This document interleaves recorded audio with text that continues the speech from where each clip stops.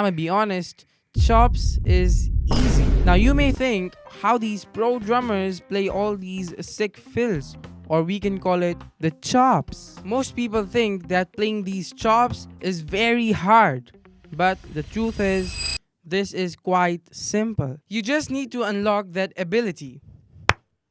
And I'm here to show you those 3 keys to unlock your chops. The first key, rudiments. Rudiments is like the base of your chops. No rudiments means no chop. Even the simplest rudiments, like the paradiddles, can be turned into chops.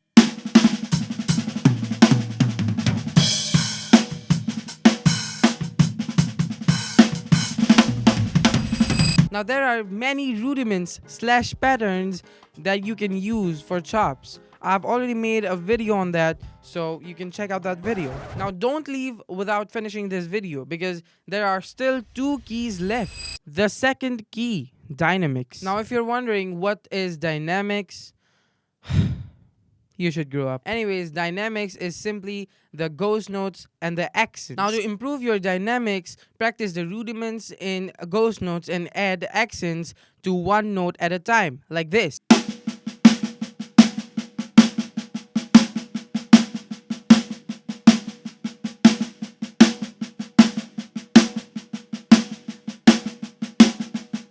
Now, we are almost at the end. The final key to unlock your ability to play chops is the third key, counting.